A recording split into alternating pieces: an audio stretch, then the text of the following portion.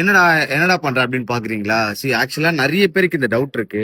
அதாவது ஃபைட்க்கு முன்னால நம்ம பாக்ஸர்ஸ்க்கு நம்ம பிளேயர்ஸ்க்கு ஏன் வந்து ஃபேஸ்ல ஒண்ணு தடவுறாங்க, அது என்னது அப்படின்றது உங்களுக்கு தெரியலையா? அது வேற ஒண்ணும் கிடையாது.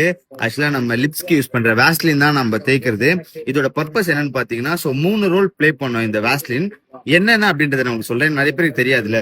ஃபர்ஸ்ட் விஷயம் பாத்தீங்கன்னா, இதை ஏன் வந்து நம்ம ஐப்ரோஸ்ல அதுக்கப்புறம் இந்த சின், அதாவது கண்ணத்துக்கிட்ட, அதுக்கப்புறம் சின்ல எல்லாம் ஏன் போடுறோம் அப்படின்னா, இந்த பார்ட்லாம் வந்து ரொம்பவே வந்து சாஃப்டா இருக்கும் ஸ்கின். ஓகேங்களா? நார்மலா இருக்கும்போது இது என்னவா இருக்கும், ரொம்ப ட்ரையா இருக்கும். அந்த டைம்ல பஞ்சஸ் பட்டுச்சு அப்படின்னா ஈஸியா இது என்ன ஆயிடும், கட் ஆயிடும். இதெல்லாம் வந்து சாஃப்ட் டிஷ்யூ இருக்க இடம் இதெல்லாம். இந்த ஐப்ரோ பாயிண்ட், அதுக்கப்புறம் இந்த கண்ணுக்கு கீழே, அப்புறம் சின் கிட்ட இந்த பார்ட்லாம் ரொம்பவே என்னவா இருக்கும், சாஃப்டா இருக்கும்.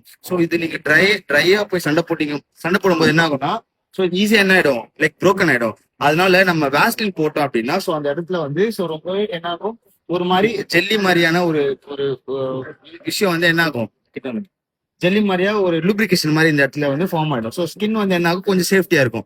இது வந்து ஃபர்ஸ்ட் விஷயம்.